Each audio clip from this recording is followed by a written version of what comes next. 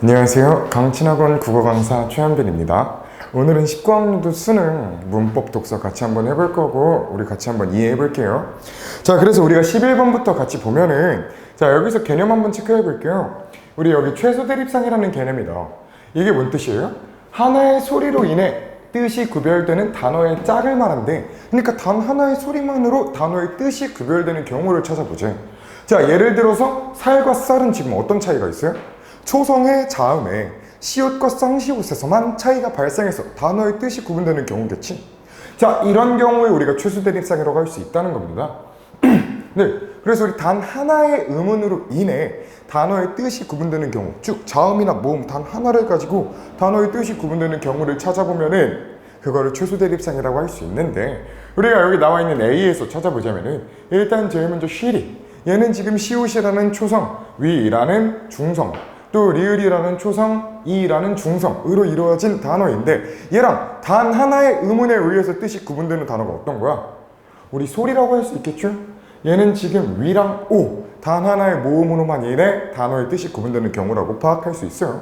자, 그럼 거기에 해당하는 것들 동그라미 한번 찾아주고, 그 다음에 마로에 해당되는 거는 또 뭐야? 우리 머로라는 거 금방 찾을 수 있겠죠? 아랑 어에 의해서 단어의 뜻이 구분되는 거 파악할 수 있어요. 그 다음 구실, 은 또 뭐랑 대응이 돼? 얘는 구실, 끝에 두 번째 음절에 중성, 이랑 으에 의해서만 단어의 뜻이 구분되는 경우겠죠? 자, 이렇게 우리 지금 최소 대립상들 찾아놓고 거기에 해당하는 음운들 동그라미 쳐놨어요. 그럼 이제 단순하게 개수 비교하면 되는 거겠지? 1번부터 보면 두 개의 전설모음, 전설모음 두 개 맞으니까 1번은 맞겠고, 두 번째 두 개의 중모음, 중모음 두 개 맞으니까 2번도 맞겠고, 세 개의 평순모음, 평순모음 하나 둘 셋 이러면은 헷갈릴 수 있어요. 자, 여기도 하나 있지? 그래서 총 4개가 되는 거예요. 그 다음에 세 개의 고모음 하나 둘 셋 맞고, 4개의 후설모음 하나 둘 셋 넷 이러면 맞는 거겠죠? 자, 그래서 우리 11번의 답은 3번이고요. 자, 이거를 헷갈렸던 친구들이 많은데 최소 대립상이라는 개념이 생소해서 그럴 수 있어요. 지금 이거는 기본 개념이니까 오늘 한 번 더 짚고 넘어가는 게 좋을 겁니다. 자, 그 다음 중세국어 섞어서 나온 문제 항상 어렵죠? 자, 우리가 이것도 한번 같이 볼게요. 자, 국어서적 사실이 현대국어에 일관되지 않은 현상을 이해하는 데 도움이 되는 경우가 많다. 예를 들어 리을로 끝나는 명사 발, 솔, 이틀, 리, 발가락, 소나무, 이튿날 같은 합성어들에서는 리을의 모습이 일관되지 않지. 우리 지금 받침들 기본 단어에서는 다 리을, 리을, 리을 이렇게 되어 있는데 얘네가 결합을 하고 보니까 오케이, 이때는 리을이 남아있어. 근데 이때는 리을이 탈락했네. 또 이때는 리을이 디귿으로 변해 있어요. 이런 지금 받침의 모습이 일관되지 않는 모습을 파악할 수 있어요. 이를 이해하기 위해서는 이 단어들의 옛모습을 이해해야 되는데 옛날에 어떻게 됐는지 확인을 해봐야 되겠죠? 자, 소나무에서는 발가락에서와 달리 받침 리을이 탈락하였다. 오케이. 그 다음에 이튿날에서는 받침 리을이 아닌 디귿이다. 오케이. 모두 리을 받침의 명사가 결합한 합성어인데 왜 이러한 차이를 보이는 걸까를 이해해보자. 자, 현대국어에서는 받침 리을이 디귿으로 바뀌거나 명사와 명사가 결합할 때 리을이 탈락하는 규칙이 없어. 이렇기 때문에 이러한 차이는 현대국어의 규칙으로는 설명할 수 없대요. 즉 우리 국어사적으로 옛날로 거슬러 올라가서 파악을 해봐야 된다는 소리겠지. 자, 먼저 발가락은 중세국어에서 대부분 발, 시옷, 가락 이런 식으로 나타났대. 이때 시옷은 뭐야? 우리 관형격 조사였대요. 그래서 발의 가락, 현대어로 풀이하면 발의 가락 이런 뜻이었겠지. 그래서 그 관형격 조사 시옷이 여기 발에 그대로 붙어 있었다는 거야. 그래서 발가락은 구로 파악할 수 있대요. 구라는 거는 2개 이상의 단어가 묶여져 있는 거 파악할 수 있죠. 이는 발, 엄지가락과 같은 예를 통해서 잘 알 수 있다. 이유, 시옷은 점차 관형격 조사의 기능을 잃고 합성어 내부에 사이시옷으로만 흔적이 남았는데 이에 따라 중세국어 발가락은 현대국어 발가락이 되었다. 사이시옷으로만 흔적이 남았대. 그래서 이때 발가락은 지금 현대국어에서 어떻게 발가락, 우리가 이거를 발음을 해주면은 된소리되기가 일어나지. 이제 발가락 발음을 하면 된소리되기가 일어난단 말이야. 이 음운 현상 자체에 예전에 시옷이 있었구나 라는 거를 확인할 수 있다. 이 정도로 이해하고 넘어가 볼게요. 자, 그 다음 우리 소나무는 중세국어에서 명사 소래, 나무의 옛말인 나무가 결합하고 리을이 탈락한 합성어 소나무로 나타났는데 리을이 사라졌대. 왜? 중세국어에서는 이런 규정이 있었대요. 명사와 명사가 결합하여 합성어가 될 때 니은, 디귿, 시읒, 지읒 등으로 시작하는 명사 앞에서 받침 리을이 탈락하는 규칙이 있었대. 예전에 현대국어와 다르게 중세국어에서는 이런 규칙이 있었다는 거야. 그러니까 우리 지금 니은 앞에 결합하는 리을은 탈락을 하게 되는 거였겠죠? 그 다음 이튿날은 어떻게 되는 거야?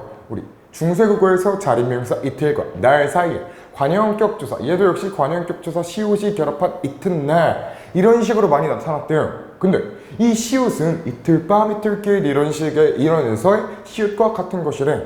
중세국어에서 이틀날은 이런 식으로 또 나왔대요. 이튿날. 그러니까 리을이 사라지고 시옷만 남아있는 경우로 자주 쓰였다는 거겠죠? 근대국어로 오면서 는 리을이 탈락한 합성어 이튿날로 굳어지게 되었대. 점점 오케이 이렇게 굳어졌어. 이와 함께 시옷이 관형격 조사의 기능을 잃어가고 그 다음에 받침 시옷과 디귿의 발음 구분이 되지 않게 돼요. 그럼 발음이 구분되지 않게 되었다. 우리 시옷이랑 디귿은 현대에서 거의 받침에서 나올 때 발음 구분을 할 수 없지. 그래서 시옷이 나오면 우리 음절의 끝소리 규칙 적용시켜줘서 디귿으로 발음하는 거 알고 있죠? 이때 이제 이렇게 되는 거야. 옛날에는 시옷이랑 디귿의 받침 구분이 되었었어. 근데 점차 그게 힘들어지는 거지. 그치? 그래서 그냥 이거 구분할 의미가 있나, 그냥 시옷이랑 디귿이랑 구분하지 말자 이렇게 말을 해버렸대. 이에 따라 한글 맞춤법에서는 이튿날의 표기와 관련하여 끝소리가 리을인 말과 딴 말이 어울릴 적에 리을 소리가 디귿 소리로 나는 것으로 보아 이튿날로 적도록 했대.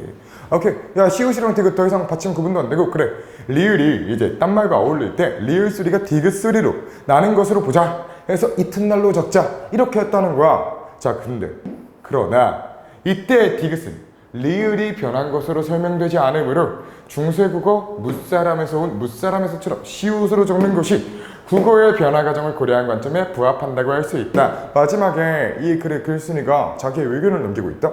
뭐야? 야, 그래도 디귿이 리을로 변한 것은 설명하기 어려워. 이럴 바에는 그냥 시옷을 남겨주고 시옷 그대로 우리 무사람, 이건 현대국어에서도 무사람 이런 식으로 쓰잖아요. 지금 여기 보면은 물사람, 얘도 보면은 아까 이튿날이랑 구성이 똑같아.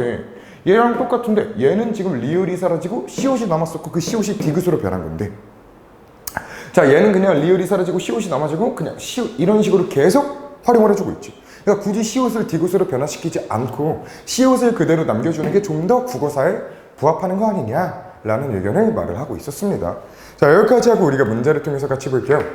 자, 기억, 니은, 디귿과 같이 이러한 차이를 보이는 예를 골라보세요. 우리 기억은 뭐였어? 발가락이었어. 니은은 뭐였어? 소나무였어. 디귿은 뭐였어? 이튿날이었어. 기억은 리을 그대로 남아있는 거, 니은은 리을이 사라진 거, 디귿은 리을이 디귿으로 변한 거, 이런 거 찾아주면 되겠죠. 자, 얘는 일단 니은에 해당하겠다. 리을이 사라졌으니까. 얘는 그대로 남아있으니까 기억에 해당하겠죠. 얘는 리을이 애초에 디귿이니까, 애초에 나 플러스 R이니까 얘는 뭐 어디에도 해당하지 않아요. 이게 지금 디귿 붙었다고 리을이 디귿으로 변한 거 아니야? 라고 착각할 수 있는데, 여기 기본 단어를 보면 애초에 디귿이잖아. 애초에 디귿이니까 얘는 어디에도 해당하는 거 아니에요. 다음에 솔방울, 얘도 뭐 기억에 해당하겠네. 다음에 섰다, 얘가 리을이 디귿으로 변한 거니까 디귿으로 파악할 수 있고, 푸나무, 얘도 리을이 탈락한 거니까 니은 의로 확인할 수 있겠죠? 그럼 기억, 니은, 디귿 순서대로 보면은 뭐 솔방울, 푸나무, 섰다 아니면 쌀가루, 푸나무, 섰다 되어야 되는데, 그렇게 되어 있는 거 답이 몇 번이야? 2번이죠. 이거는 크게 어렵지 않았을 거라고 생각합니다. 자, 그 다음 13번을 볼게요. 자, 얘가 좀 어려웠어. 여기서 틀린 사람 굉장히 많을 거야. 자, 숟가락은 젓가락과 달리 왜 첫 글자의 받침이 디귿일까? 우리 숟가락이랑 젓가락은 왜 받침이 다를까? 라는 의문이 들을 때 옛날을 보자. 술 잡아며 저 놓나이. 우리 이때는 술이 숟가락이고 저가 젓가락에 대응되는 단어라는 거 파악할 수 있죠.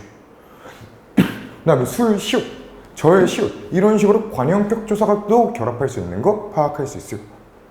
그 다음에 뭐 옛날에 아까 봤던 앞에서 무리, 물사람 뭐 이런 식으로 똑같이 보자. 자, 근데 얘네가 근대국어로 넘어오면서 어떻게 되나 볼게요. 자, 숟가락, 장사, 무사람, 오케이. 숟가락, 우리 아까 관형격 조사 붙어서 술에 시옷 붙어 있었는데 거기서 리을이 사라지고 시옷만 남은 거야. 뭐 무사람도 똑같이 리을이 사라지고 시옷만 남은 거. 이거 앞에서 마지막 문단에 마지막 문장쯤에 한번 짚어줬던 무사람 또 나왔죠? 네, 오케이 이렇게 하고 그 다음에 현대국어에서는 어떻게 되나 보자. 술 비문이야. 우리 술은 이제 이렇게 쓰지 않아. 그렇지, 술이란 단어는 쓰지 않아. 근데 여기를 보니까 시옷에서 디귿으로 변한 우리 앞에 본문에 나왔던 이튿날이랑 똑같은 예시라는 거 파악할 수 있죠. 왜 이튿날도 어떻게 되었어? 처음에 이렇게 돼 있었다가 그 다음에 리을이 사라진 이틀 이렇게 되었다가 디귿으로 변화시켜준 이틀 이렇게 활용되었었잖아. 이거랑 똑같이 숟가락도 똑같은 변화를 겪었다는 거 파악할 수 있죠.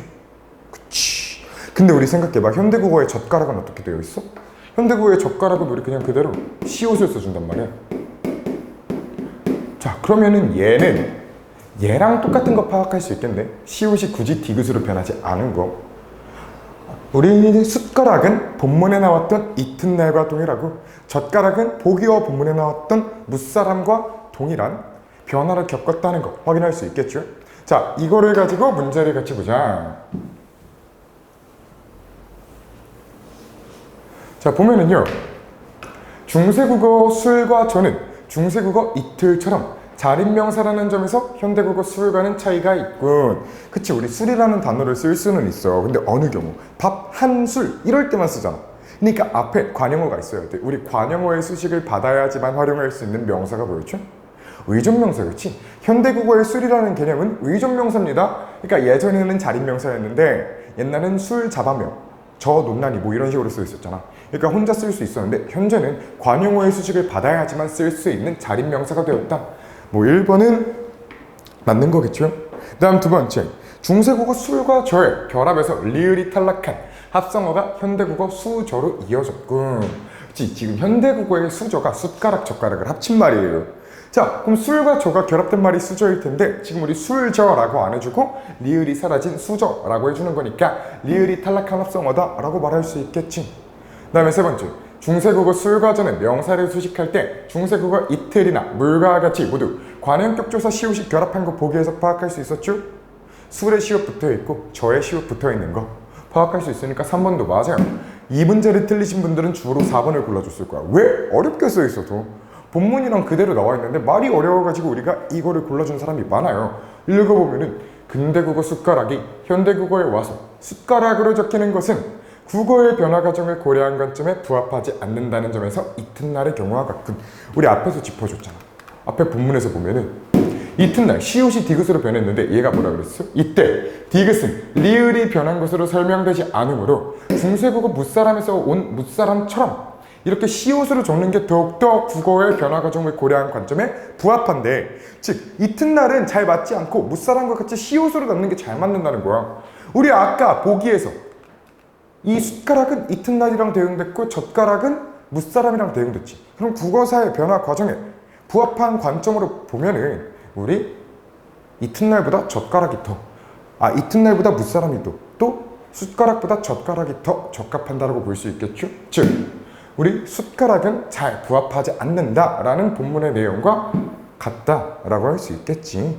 그 다음에 다섯 번째 보면은요, 현대국어 숟가락과 무사람의 첫 글자 받침이 다른 이유는 중세국어 술과 물이 현대국어로 오면서 리을이 탈락한 후 남은 시옷의 발음이 서로 달랐다 이런 말 한 적 있어요? 본문에서 그런 말은 있었어. 시옷과 디귿의 발음 구분이 더 이상 되지 않았다. 뭐 이런 말은 있었는데 아니 남은 받침 시옷의 발음이 서로 다르다 이런 말은 한 적이 없잖아. 그냥 이 시옷이 디귿으로 변했냐 안 변했냐 이거의 차이일 뿐인 거지 시옷의 발음이 달랐다라는 말은 존재한 적이 없어요. 그렇기 때문에 우리 13번의 답은 5번이 되는 겁니다. 이해할 수 있겠죠?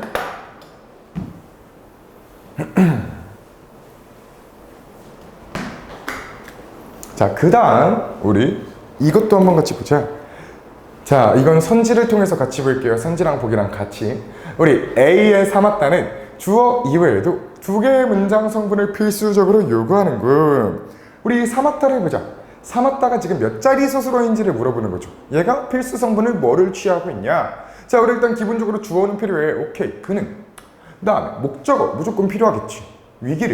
그는 위기를 삼았다 이러면 끝나? 안 끝나요. 이 삼았다라는 서술어는 필수적 부사어까지 요구하는 세 자리 서술어라는 거야. 그러니까 얘는 주어 이외에도 조어는 사실 빠져도 되죠. 수식어니니까. 얘는 빠지고 위기를 기회로 삼았다. 그는 위기를 기회로 삼았다. 라는 식으로 문장 주어, 목적어, 부사가 다 필요한 세 자리 수수로야. 그럼 주어 이외에도 두 개의 문장 성분을 필수적으로 요구하는 거 맞다고 할 수 있겠죠? 두 번째 보자. B의 바다가와 눈이는 각각 다른 서술어의 주어이다. 뭔 소리야? 우리 바다가는 어떤 서술어의 주어야?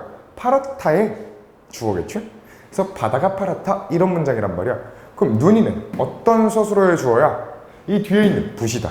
눈이 부시다. 여기서는 지금 부사형 어미 붙어서 눈이 부시게 라는 부사 절로써 안겨있지만 이 눈이는 부시다의 주어라는 거 파악할 수 있죠? 그러니까 각각 다른 서술어의 주어라는 거 확인할 수 있습니다. 그 다음에 세 번째, C의 별을 은 안긴 문장의 목적어이면서 아는 문장의 목적어다. 자, 이게 뭔 소린지 보자.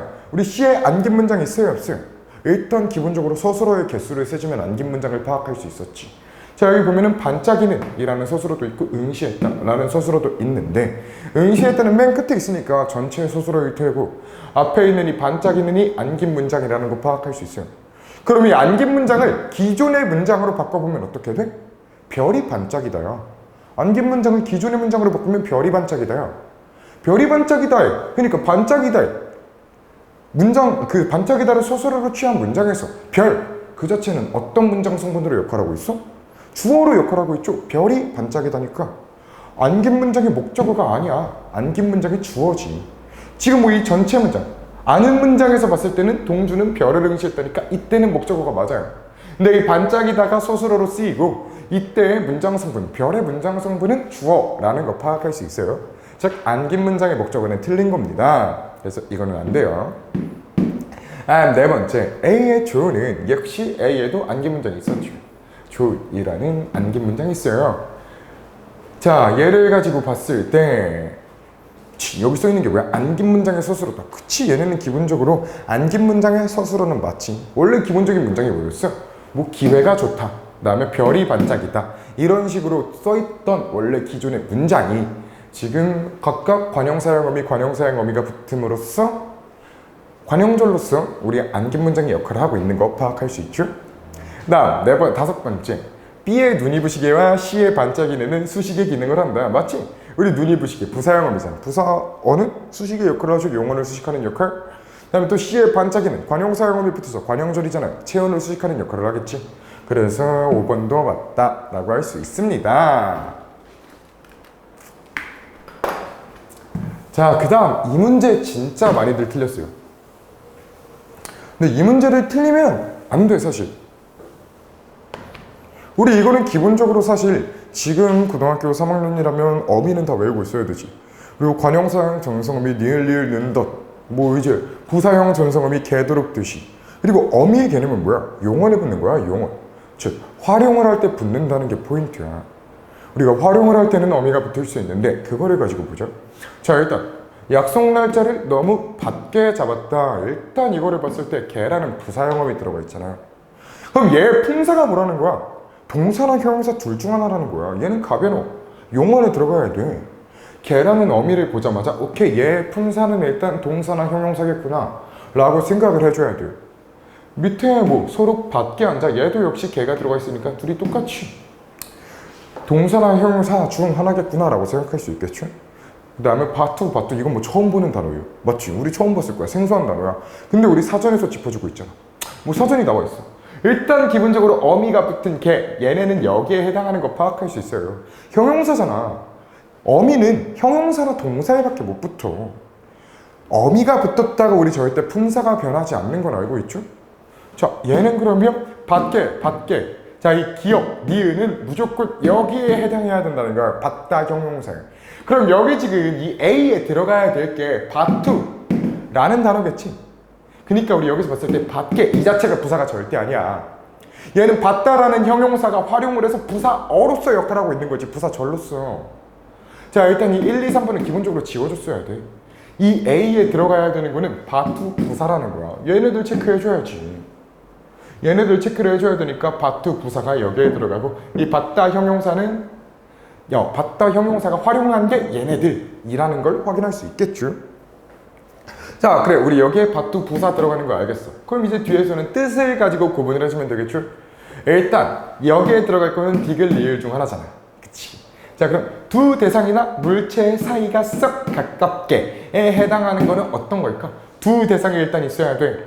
뭐 시간 개념은 아니야. 그러면은 여기 어머니는 아들에게 두 대상이 있고 사이가 쏙 가깝게 바투다가가 이렇게 되어 있으니까 우리 B에는 리을 들어가는 거 파악할 수 있죠. 자, 그럼 봤다 형용사에 뭐 들어간다 그랬어? 기억 니은 들어간다 그랬지. 자, 그럼 여기 시간이나 공간이 다부터 몹시 가깝다 왜 해당하는 예시를 한번 찾아보자. 시간의 개념이 어디 있어? 기억이야 니은이야? 기억이겠죠. 자, 그렇기 때문에 우리 답이 5번이 된다. 어려운 문제 아니에요 절대. 근데 우리가 어미를 잘 알고 있었고 품사의 개념만 정확히 정립해놨다면 금방 쉽게 풀 수 있는 문제예요. 절대 어렵게 생각하지 마. 맞죠? 자, 여기까지 보고 이제 독서 지문도 한번 같이 볼게요. 이것도 같이 한번 이해해보자. 자, 사람은 살아가는 동안 여러 약속을 한다. 계약도 하나의 약속이다. 하지만 이것은 친구와 뜻이 맞아 주말에 영화 보러 가자는 약속과는 다르다. 일반적인 약속처럼 계약도 서로의 의사표시가 합치하여 성립하는 건 맞아. 서로 하고자 해야지만 계약을 성립되겠죠. 이때의 의사는 일정한 법률 효과의 발생을 목적으로 한다는 점에서 차이가 있다. 약속은 그냥 법률 효과를 발생시키지 않잖아. 우리 내일 영화 보러 가자 했을 때 어떤 법적인 효과를 발휘합니까? 그건 아니지. 근데 계약이라는 것은 어떤 법률 효과의 발생을 목적으로 한다는 거에서 약속과는 차이가 있대. 한 예로 매매 계약은 팔겠다는 일방의 의사표시와 사겠다는 상대방의 의사표시, 서로의 의사표시가 합치한 거 파악할 수 있죠? 그래서 매도인 물건을 파는 사람은 매수인에게 매매 목적물, 그러니까 물건을 팔기로 한 대상, 그 물건의 소유권을 이전하여야 할 의무를 진과 동시에 매매 대금의 지급을 청구할 권리를 갖는다. 즉 매매 계약을 체결하면 어떻게 된대? 의무가 생겨요. 일단 어떤 의무? 내가 만약에 파는 사람 입장이라면 물건을 줘야 할 의무가 생기죠. 그와 동시에 뭐도 생겨? 돈을 받아야 할 권리도 생기는 거야. 의무와 권리가 동시에 발생한다는 거 파악할 수 있죠. 그럼 상대방도 마찬가지지. 물건을 사기로 한 사람도 물건을 받을 권리가 생겨. 그와 동시에 돈을 줘야 할 의무가 생긴다는 거 파악할 수 있죠. 여기 나오는 거지. 반대로 매도인에게 매매 대금을 지급할 의무가 있고 소유권의 이전을 청구할 권리를 갖는다. 양 당사자는 서로 권리를 행사하고 서로 의무를 이행하는 관계에 놓이는 것이다. 서로 의무가 생기고 서로 권리를 갖게 되는 계약관계라는 걸 파악할 수 있겠죠. 자, 그러면서 항상 법지문의 특징이 뭐야? 우리 개념 정리를 잘 해놔야 돼. 법은 비슷하게 생긴 단어도 완전히 다른 뜻으로 쓰여요. 그래서 우리는 항상 법지문을 할 때는 개념 정리 잘 해놔야 됩니다. 자, 여기서 보면은 이처럼 의사표시를 필수적 요소로 하여 법률 효과를 발생시키는 행위들을 법률 행위라 한다. 오케이. 의사표시가 필수적으로 필요로 해. 그를 통해서 법률 효과를 발생시켜. 그런 걸 법률행위라 그러는데 우리 앞에서 봤던 매매 같은 것도 법률행위라 할 수 있겠죠. 왜? 양방의 의사표시도 필요했고 어떤 법률 효과를 발생시켰으니까 그런 법률행위라고 할 수 있는 거야. 그래, 계약은 법률행위의 일종으로서 당사자에게 일정한 청구권과 이행 의무를 발생시킨다. 우리 앞에서 확인할 수 있었죠. 자, 청구권을 내용으로 하는 권리가 채권이고 그에 따라 이행을 해야 할 의무가 채무이다. 또 한 번 권리 짚어줬다. 청구권을 내용으로 하는 권리가 채권. 그러니까 내가 받아야 될 거라고 생각하면 돼요. 그에 따라 이행을 해야 할 의무. 그 채권의 내용을 이행해야 하는 의무. 이게 채무래. 따라서 채권과 채무는 발생한 법률 효과가 동전의 양면처럼 서로 다른 방향에서 파악되는 것이라고 할 수 있다. 그치? 어떤 딱 돈을 가지고 봤을 때 물건을 판 사람은 돈을 받아야 되니까 채권이 있는 거고 물건을 산 사람은 돈을 줘야 되니까 채무가 있는 거겠지. 판 사람 입장에서는 채권, 산 사람 입장에서는 채무. 돈을 기준으로 봤을 때. 또 물건을 기준으로 봤을 땐 물건을 줘야 되니까 판 사람 입장에서는 채무. 산 사람 입장에서는 물건을 받아야 되니까 채권. 이런 식으로 서로 다른 방향에서 파악되는 것이라고 할 수 있는 거 이해할 수 있겠죠?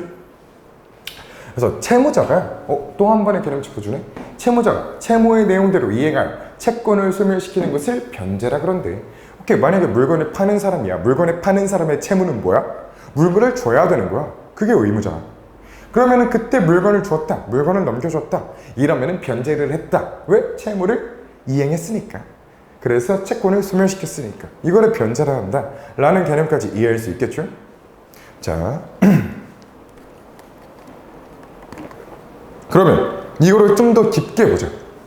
자, 갑과 을은 을이 소유한 그림 A를 갑에게 매도하는 것을 내용으로 하는 매매 계약을 체결하였다. 오케이, 갑이 매도인, 을이 매수인.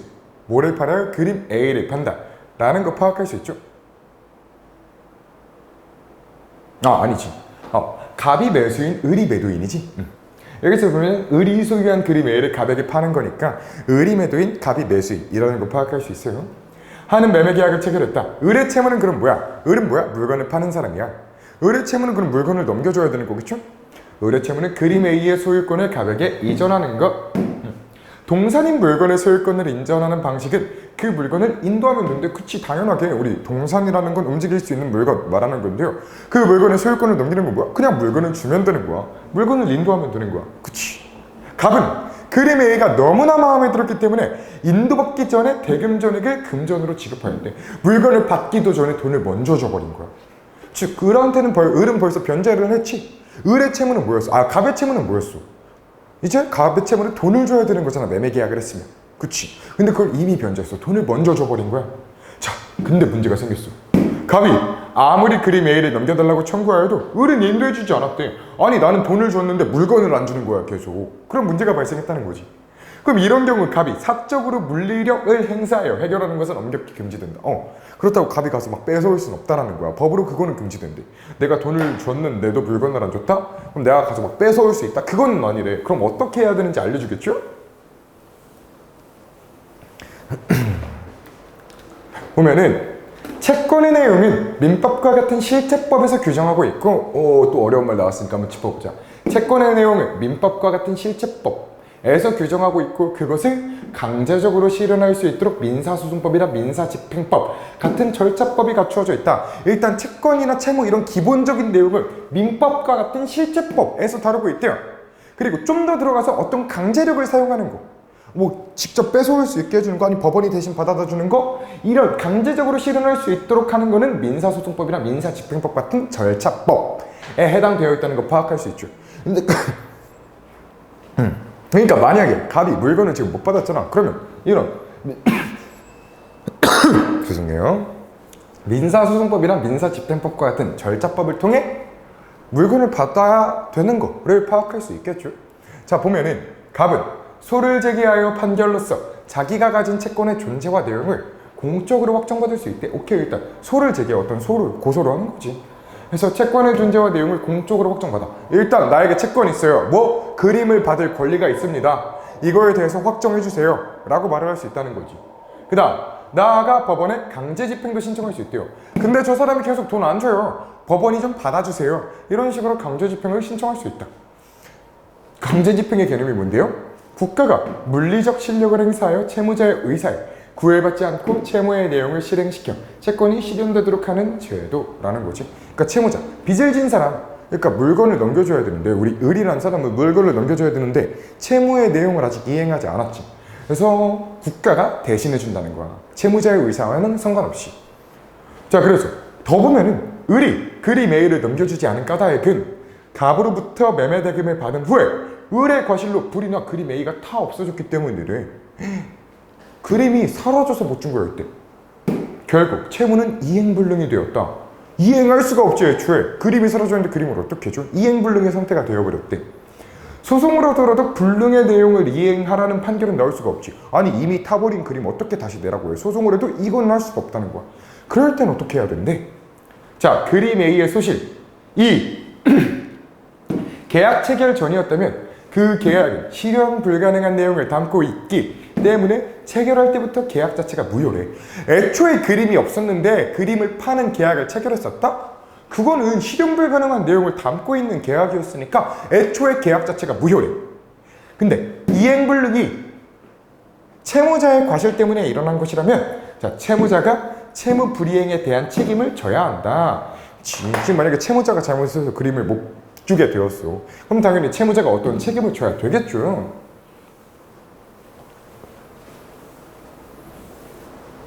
자, 우리 그 내용에 대해서 이해해보자.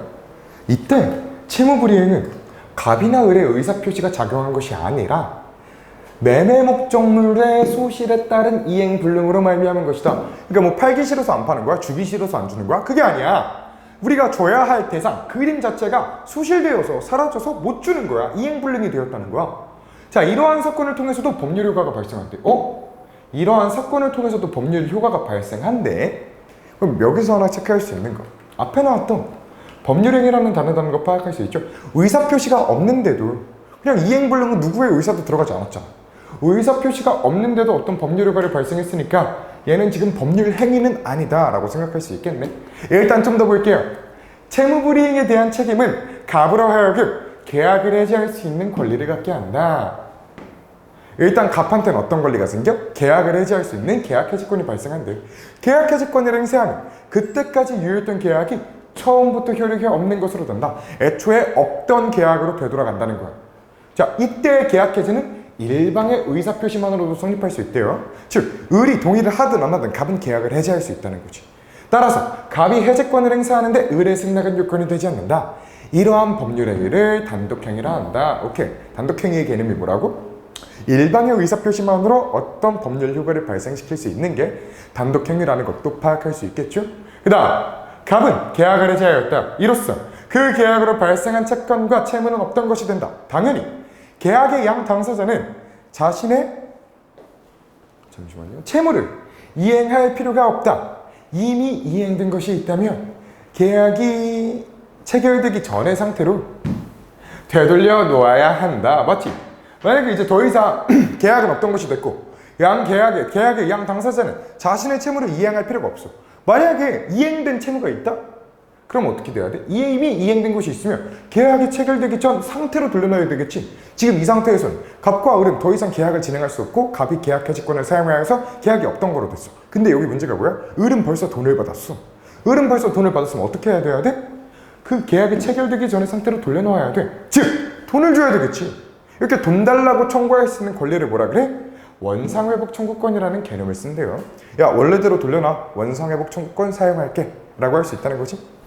계약의 해제로 갑은 원상회복 청구권을 행사할 수 있으며 이러한 갑의 채권은 결국 을에게 매매대금을 반환해 달라고 청구할 수 있는 권리가 된다 까지 연결 지을 수 있겠죠. 네, 여기까지 보고 우리 문제를 통해서 같이 보자.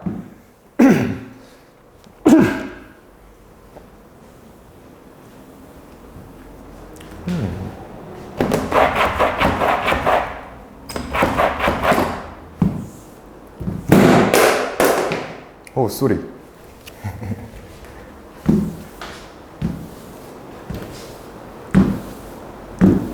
자, 다시. 자, 우리 16번부터 보면은요. 자, 실체법에는 청구권에 관한 규정이 있다. 우리 실체법이 뭐였어? 민법과 채권의 내용. 채권의 내용. 그치? 이 채권의 내용은 민법과 같은 실체법에서 규정하고 있다. 맞죠? 네. 우리 그래서 채권, 우리 그 청구권도 채권 중 하나잖아. 우리가 어떤 권리를 요구할 수 있는 거. 그런 채권의 내용은 실체법에서 규정을 하고 있다 그랬으니까 청구권도 채권 중 하나니까 1번도 맞다라고 볼 수 있어요. 그 다음에 두 번째, 절차법에 강제집행제도가 마련되어 있다. 이것도 여기 나와 있는 거였지. 자, 절차법은 뭐였어? 민사소송법이나 민사집행법과 같은 절차법, 즉 강제적으로 실현하는 것들이 절차법에 들어간다 그랬죠.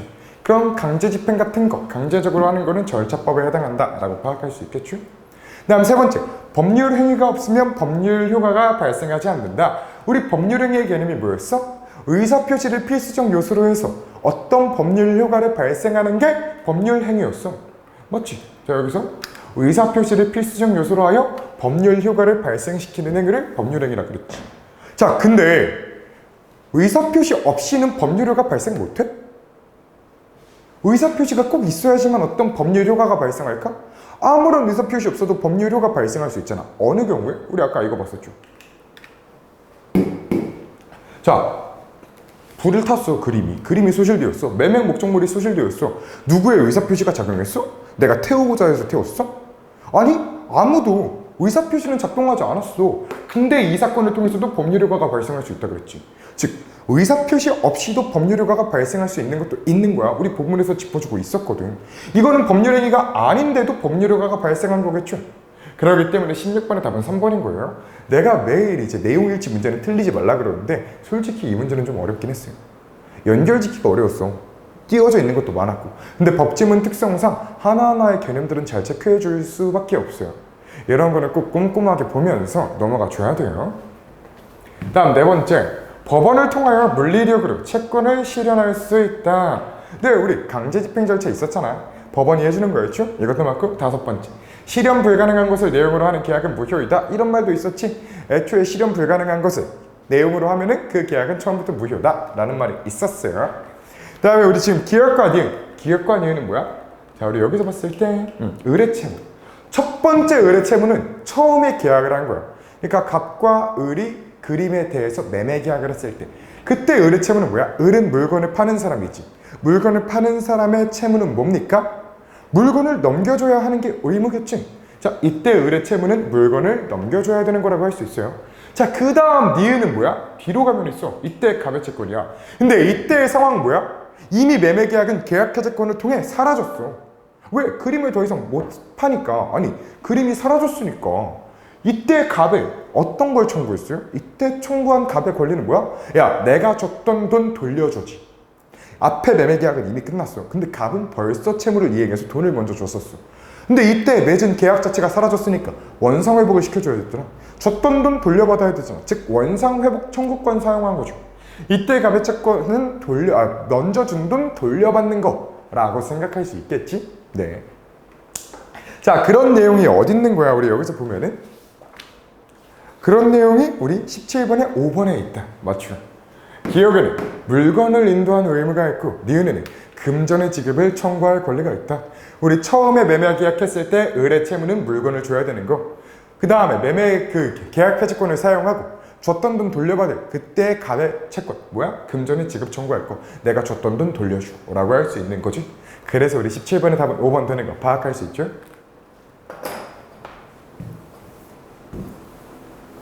자, 그 다음 가해 상황에 대한 설명으로 적절한 거 파악해보자. 가는 뭐야? 결국 채무는 이행불능이 되었대. 지금 채무가 이행불능이 된 상태야. 이때의 설명으로 적절한 거 한번 파악해보자. 자, 1번 을의 과실로 이행불능이 되어 갑의 계약 해제권이 발생한다. 을은 지금 과실이 생겨, 을의 과실로 인해 그림이 타버렸어. 이행불능이 됐지. 그럼 갑에게 계약 해제권이 생기는 거 맞네? 우리 나왔던 개념 그대로 정리하면 맞네? 네, 1번은 맞아요. 그럼 다른 게 왜 틀렸는지 한번 같이 보자. 갑은 소를 제기하여야 매매의 목적이 된 재산권을 이전받을 수 있다. 지금은 이행불능의 상태야. 애초에 그림을 넘기지도 못해. 그림이 없으니까. 소를 제기해도 매매의 목적이 된 재산권, 즉 그림을 이전받을 수 있다? 아니, 그림을 이전받을 수 없어요. 그림이 사라졌으니까. 세 번째, 갑은 원상회복 청구권을 행사하여 그림 A의 소유권, 아니 그림 A의 소유권이 아니라 원상회복 청구권을 사용하면 뭐가 됐었지? 줬던 돈 돌려받을 수 있는 거였죠. 네 번째, 갑과 을은 애초부터 실현 불가능한 내용의 계약을 체결하였기 때문에 이행불능이 되었다. 아니, 애초부터 실현 불가능한 건 아니었어. 매매 계약 체결 후에 그림이 불타버렸죠. 애초부터가 아닙니다. 다섯 번째, 을이 갑에게 그림 A를 인도하는 것은 불가능해졌지만 을은 채무불이행에 대한 책임을 지지 않는다. 아니, 져야지. 왜 안 줘? 을이 실수했잖아. 을의 과실로 했을 때는 그에 대한 책임을 져야 된다 라고 아까 우리 본문에서 같이 봤었죠? 그렇기 때문에 우리 18번의 답은 1번이다 라고 할 수 있어요. 자, 그 다음 또 새로운 개념들 나오는 보기 한번 같이 볼게요. 자, 매매랑 어떤 차이가 있나 한번 보자. 자, 증여는 당사자 일방이 자신의 재산을 무상으로 상대방에게 줄 의사를 표시하고 상대방의 일을 승낙함으로써 성립하는 계약. 상대방의 일을 승낙함으로써 성립하는 계약이라는 건데, 자, 일단 매매랑 비교를 해봤을 때 둘 다 양방의 의사표시가 필요한 거는 공통점이겠다. 맞지? 우리 공통점 차이점 잘 끌어내보자. 증여도 내가 줄게, 내가 받을게, 이렇게 상대방이 승낙해야 된다 했으니까 양방의 의사표시가 필요해. 근데 매매랑 다른 건 뭐야? 증여자만 이행 의무를 진대. 우리 아까 매매는 뭐였어? 서로가 채무가 생기고 서로가 채권이 생기는 거였지. 물건을 사는 사람은 돈을 줘야 될 채무가 생기는 거고 물건을 받을 채권이 생기는 거고, 물건을 파는 사람은 물건을 줘야 할 채무가 생기는 거고 돈을 받을 채권이 생기는 거였는데, 자, 이 증여라는 거는 양방의 의사표시는 필요하지만 이행 의무는 증여자만 진다 라는 게 포인트. 다음 유언은 또 뭔지 보자. 유언은 유언자의 사망과 동시에 일정한 법률 효과를 발생시키는 것으로 목적으로 하는데, 유언자의 의사표시만으로 유효하게 성립하는데 얘는 일방의 의사표시. 증여랑 매매랑 또 다르네. 일방의 의사표시만으로도 할 수 있는 게 유언이래요. 그 다음 의사표시에 상대방이 필요 없다. 그치, 일방의 의사표시가 포인트라는 거 파악할 수 있어요. 자, 우리 손재 하나하나 같이 볼게요. 증여, 유언, 매매는 모두 법률행위로서 의사표시를 요소로 한다. 맞지? 지금 증여도 유언도 매매도 싹 다 의사표시는 필요했어요. 증여와 매매는 양방의 의사표시, 유언은 일방의 의사표시. 무튼 의사표시를 필수적 요소로 해서 법률효과를 발생시키는 법률행위라고 할 수 있겠죠? 다음에 두 번째, 증여와 유언은 법률효과를 발생시키려는 목적이 있다는 점이 공통된다. 네, 증여도 유언도 어떠한 법률효과를 발생시키는 건 맞죠? 2번도 맞습니다. 다음에 세 번째, 증여는 변제의 의무를 발생시키지 않는다는 점에서 매매와 차이가 있다. 아니, 우리 증여자는 이행 의무 생기잖아. 왜 변제의 의무를 발생시키지 않아? 일방이긴 하지만 얘도 이행 의무, 즉 채무가 생긴다는 거야. 이거는 변제를 해야만 해요. 계약을 맺었으면. 그러니까 변제 의무를 발생시키지 않는다는 건 아니에요. 저희들 이행해야 되는 거야. 그래서 우리 19번의 답이 3번이 된다는 거 파악할 수 있고요. 네 번째, 증여는 당사자 일방만이 이행한다는 점에서 양 당사자가 서로 이행하는 관계를 갖는 매매와 차이가 있다. 그치? 우리 아까 말했듯이 매매는 양방이 서로서로 채무와 채권을 가지는데 우리 증여는 증여자 본인만이, 증여자 딱 그 일방만이 의행 의무를 진다는 게 포인트였지. 그 다음, 증여는 양 당사자의 의사표시가 서로 합치하여 성립한다는 점에서 의사표시의 합치가 필요 없는 유언과 차이가 있다. 맞죠? 우리 아까 증여는 양방의 의사표시가 필요했고 유언은 일방의 의사표시만 있어도 됐었어요. 자, 그래서 우리 19번의 답 3번 된다는 것까지 파악할 수 있죠? 우리 이거는 일단 넘어가 볼게요. 자, 그 다음에 네, 역대급 지문이었죠, 이거. 우리 이거 또 풀어도 이해 안 간 사람 있을 거예요. 자, 근데 내가 항상 말하는데 이 지문 풀 때마다 말하는데 얘는 그래, 우리 막 마에 31번 우리 이 19학년도 수능 등급고 84 막 굉장했잖아. 근데 이 지문은 진짜 쉬웠어. 딱 그 문제 하나 빼고는. 우리 그 31번 문제 하나 빼고는 어떤 과학적 개념이 쓰인 것도 아니고 나머지는 다 그냥 학자들의 입장 정리만 잘 해놓으면 풀 수 있는 문제였거든요. 절대 쪼이지 마요. 딱 어렵게 생겼다고 괜히 길다고 쪼일 필요 없어요. 물론 31번 문제는 버려도 되는데 만약에 이게 실제 수능이었다면 그래도 다른 문제는 다 맞출 수 있었다는 거 기억해줘야 됩니다. 자, 우리 이거 한번 같이 볼게요. 자, 16세기 전반에 서양에서 태양 중심설을 지구 중심설의 대안으로 제시하며 시작된 천문학 분야의 개혁은 경험주의의 확산과 수리과학의 발전을 통해 형이상학, 그러니까 우리가 형태를 볼 수 있는 것 이상의 정신적 세계를 뒤바꾸는 변혁으로 이어졌다. 서양의 우주론이 전파되자 중국에서는 중국과 서양의 우주론을 회통하려는 시도, 그러니까 서로 통합하려는 시도가 전개되었대. 이 과정에서 자신의 지적 유산에 대한 관심이 제고되었대. 오케이, 서양에서는 우주론에 대해서 굉장히 큰 발전이 이루어졌고 중국도 그거를 받아들이려는 노력을 했었다라는 걸 일문단에서 짚어주고 있어요. 자, 좀 더 꼼꼼히 보자. 복잡한 문제를 단순화하여 푸는 수학적 전통을 이어받은 코페르니쿠스. 우리 항상 학자 이름이 나오면 체크해놓는 게 좋아요. 웬만한 학자 이름은 선지 하나씩은 무조건 나와. 자, 코페르니쿠스의 입장 정리 한번 해보자. 전체 운동을 단순하게 기술할 방법을 찾고자 하였고 그것이 일으킬 형이상학적 문제, 그러니까 정신적 세계에 대한 문제는 별 관심이 없었대. 아니, 단순하게 표현하는 거에만 집중을 하다 보니까 정신적 세계는 집중하지도 않았대. 자, 고대 아리스토텔레스와 프톨레마이오스 이런 사람이 나온다. 얘네들은 뭐라 했어? 우주의 중심에 고정되어 움직이지 않는 지구의 주위를 달, 태양, 다른 행성들의 천구들과 항성들이 붙어있는 항성천구가 회전한다는 지구 중심설을 내세웠대. 옛날 사람들은, 우리 지금은 태양을 중심으로 지구가 돈다는 거 알고 있지. 근데 옛날 사람들은 지구를 중심으로 태양과 달과 이런 것들이 다 돈다 라는 지구 중심설을 내비쳤대. 근데 그와 달리 우리 코페르니쿠스는 뭐라 그랬대? 태양을 우주의 중심에 고정을 했대. 그리고 그 주위를 지구를 비롯한 행성들이 공전하며 지구가 자전하는 우주 모형을 만들었대. 애초에 코페르니쿠스는 아니야, 지구가 중심이 아니라 태양의 중심이고 그를 중심으로 지구가 도는 거야 라고 말을 했었대요. 자, 그러자 프톨레마이오스보다 훨씬 적은 수의 원으로 행성들의 가시적인 운동을 설명할 수 있었고 행성이 태양에서 멀수록 공전 주기가 길어진다는 점에서 단순성이 충족되었다. 그러니까 우리 프톨레마이오스의 입장보다 훨씬 더 깔끔한, 수학적으로 옳은 개념을 정립할 수 있었다는 거겠지? 근데 우리 아리스토텔레스의 형이상학을 고수한 다수 지식인과 종교 지도자들은 그의 이론을 받아들이려 하지 않았겠죠. 왜? 왜냐하면 그것은 지상계와 천상계를 대립시키는 아리스토텔레스의 이분법적 구도를 무너뜨리고 신의 형상을 지닌 인간을 한갓 행성의 거주자로 전락시키는 것으로 여겨졌기 때문이다. 즉 지구는 굉장히 중요한 존재야. 인간이란 존재는 굉장히 중요한 존재야. 근데 그 인간이 살고 있는 지구라는 존재가 아니 그저 중심이 아니고 그저 돌아다니는 존재라고? 이러면은 조금 이제 가오가 떨어졌던 거지. 그러니까 우리는 이거를 받아들여지지 않았대. 옛날 사람들은 그 코페르니쿠스의 입장에 대해서 아니 그 말도 안 돼. 말도 안 돼. 우리 그러면 인간이 한낱 행성에 거주자라는 거야? 안 돼. 가오 떨어져. 이래서 안 받아들였대. 자, 근데 16세기 후반에 이번에 새로운 사람 브라이는 코페르니쿠스의 천문학의 장점을 인정하면서도 아리스토텔레스 형이삭과의 창충은 피하고자 했대. 오케이.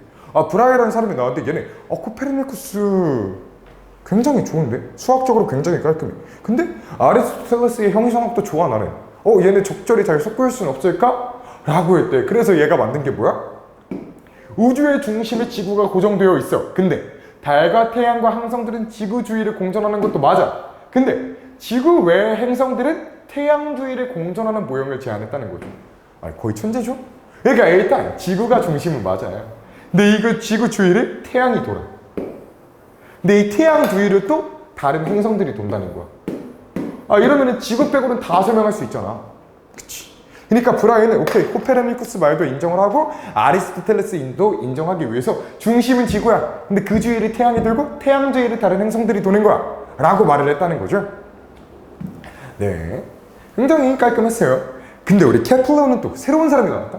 그러나 케플러는 우주의 수적 질서를 신봉하는 형이상학인 신플라톤주의에 매료되었을 때 그래서 태양을 우주 중심에 배치하여 단순성을 추구한 코페르니쿠스의 천문학을 받아들였다. 얘는 그냥 태양을 우주 중심에 놨대. 케플러는. 하지만 그는 또 경험주의자였기 때문에 브라헤의 천체 관측지를 활용하여 태양 주위를 공전하는 행성의 운동 법칙들을 수립할 수 있었다. 그리고 또 브라헤가 정립한 것들 또 역시 받아들였대. 브라헤가 어떤 천체 관측치를 만들었대. 그것도 역시 활용을 해가지고 태양 주위를 공전하는 행성의 운동 법칙들을 수립할 수 있었다는 거죠. 우리 케플러는 태양을 중심에 놨어. 브라헤와는 차이도 있어.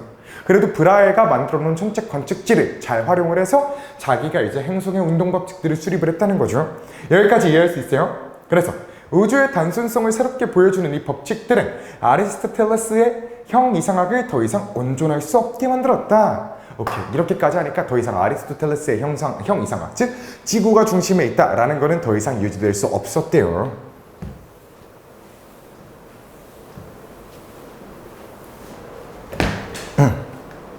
자, 이 지문은 이 부분은 딱 그 31번 말고는 쓰일 데가 없어요. 이거는 좀 이따 31번 할 때 같이 볼게요. 그냥 자, 우리 이걸 보자. 16세기 말부터 중국에 본격 유입된 서양과학은 청왕조가 1644년 중국의 역법을 기반으로 한 서양 천문학 모델과 계산법을 수용한 시열력을 공식 채택함에 따라 그 위상이 구체화되었대. 오케이, 일단 왕조에서도 받아들인 거야. 시열력을 공식적으로 채택을 해서 그 위상이 구체화되었대. 서양의 천문학이 굉장히 큰 주목을 받았다라는 거 파악할 수 있죠.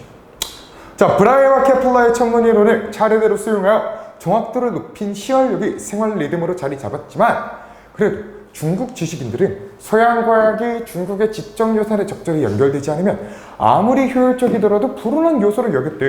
아니 중국 지식이랑 잘 연결이 되지 않으면 그래도 인정해주지 않았대. 이에 따라 서양 과학에 매료된 학자들도 어떤 방식으로든 서양 과학과 중국 전통 사이에 적절한 관계 맺음을 통해 이 문제를 해결하고자 했대. 어떻게든 서양 과학이랑 중국의 그 지식, 중국의 전통 지식을 잘 연결 지을 수 있어야 된대. 자, 이 문제를 해결하고자 하는 사람들을 볼게요. 일단 17세기 웅명우와 방해진은 어떻게 했나 보자. 자, 중국 고대 문헌에 수록된 우주론에 대해서는 부정적 태도를 견지. 자, 우리 중국 전통 지식은 사실 별로 좋은 게 아니야 라고 말을 했대. 하면서 자, 성리학적 기론에 입각하여 실증적인 서양 과학을 재해석한 독창적 이론을 제시하였대. 야, 중국 전통 말고 지금 현재 성리학적 이론이랑 서양 과학을 잘 연결하여 하나의 이론을 만들 수 있는 거야 라고 주장을 했대요. 우리 수성과 금성이 태양 주위를 회전한다는 그들의 태양 계약설은 브라헤의 영향이었지만 태양의 크기에 대한 서양 천문학 이론에 의문을 제기하고 기와 빛을 결부하여 제시한 광학이론은 그들이 창문한 것. 그러니까 그들이 받아들일 건 받아들이고 또 자신들이 새롭게 생각할 거, 또 성리학의 기론에 입각하여 만들어낸 이론들을 해가지고 광학이론을 설립하였다라는 것까지 파악할 수 있죠. 다음, 또 새로운 사람들. 우리 17세기 후반 왕석총과 매문정은 어떻게 했나 보자. 서양 과학의 영향을 받아 경험적 추론과 수학적 계산을 통해 우주의 원리를 파악하고자 했대. 일단 경험적 추론이랑 수학적 계산을 통해 우주의 원리를 파악하고자 했대.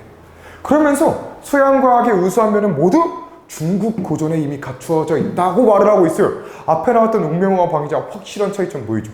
웅명호와 방위자는 중국 고전 별로다 라고, 우리 왕석총과 매문정은 중국 고전의 모든 내용 다 있었는데 알고 보면 라고 말을 했대. 웅명호들이 등에 이를 깨닫지 못한 채 성리학 같은 형 이상하게 몰두했다고 비판을 했대. 자, 어떤 주장을 했나 보죠. 매문정은 고대 문헌에 언급된 하늘이 땅의 네모퉁이를 가릴 수 없을 것이라는 증자의 말을 땅이 둥글다는 서양 이론과 연결하는 등 서양 과학의 중국 기원론을 뒷받침하였다. 얘네는 야, 서양 과학도 알고 보면 중국에서 기원된 거야 라는 식으로 말을 했었대요. 자, 중국 천문학을 중심으로 서양 천문학을 회통하려는 매문정의 입장은 18세기 초를 기점으로 중국의 심지어 공식 입장으로 채택이 되었대요.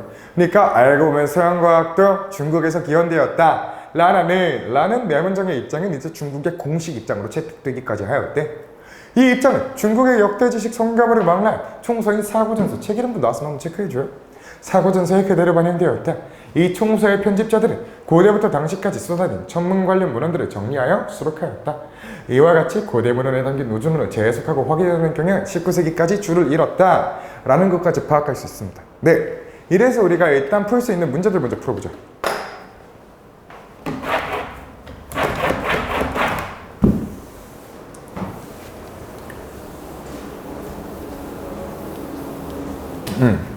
자, 우리 27번부터 보면은요, 서양의 우주론에 태양 중심설과 지구 중심설의 개념이 소개되어 있을 것이다 라고 예측을 했대. 이런 내용 있었어 없었어? 우주론에 태양 중심설과 지구 중심설 개념 있었잖아. 태양이 중심이냐 지구가 중심이냐. 예측과 같으면 1번은 맞겠네. 두 번째, 서양 우주론의 영향으로 변화된 중국의 우주론이 소개되어 있을 것이다. 중국의 우주론이 있을 거라고 예측을 했어요. 그런 거 있었어 없었어? 많았지. 웅명호 방위지도 있고 왕석총 매문정도 있고. 예측과 같아야지 다름이 아니지. 답은 2번이겠네. 이거는 쉽죠. 근데 우리 이런 내용일치 문제가 헷갈리게 나왔어. 예측과 같은 다름, 질문의 답이 제시된 이런 식으로 나와 있어. 이거는 굉장히 좀 헷갈리게 만들어 놓은 거죠. 좀 실수하지 않게 꼼꼼히 봐주는 게 좋아요. 이런 건 신유형 문제라고 할 수 있겠지. 자, 서양에서 태양 중심설을 제기한 사람은 누구일까? 누구예요? 우리 코페르니쿠스도 있었고 케플러도 있었지? 질문의 답이 제시된 거 맞죠? 다음, 중국에서 서양의 우주론을 접하고 회통을 시도한 사람은 누굴까? 왕석총 매문정, 또 웅명호 방위지 이런 사람 있었으니까 질문의 답이 제시된 것도 맞겠지. 다섯 번째, 중국의 서양의 우주론을 전파한 서양의 인물은 누구일까? 우리 서양의 인물, 중국에게 서양의 천문학을 전파한 사람은 나온 적이 없죠. 질문의 답이 언급되지 않은 거 맞지? 그렇기 때문에 27번의 답은 2번이었어요. 꼼꼼하게 봐주면 어렵지 않은 문제였다. 자, 그 다음, 자, 윗글에 대한 이해로 적절하지 않은 것, 이것 한번 같이 볼게요. 자, 1번, 서양과 중국에서는 모두 우주론을 정립하는 과정에서 형이상학적 사고에 대한 재검토가 이루어졌다.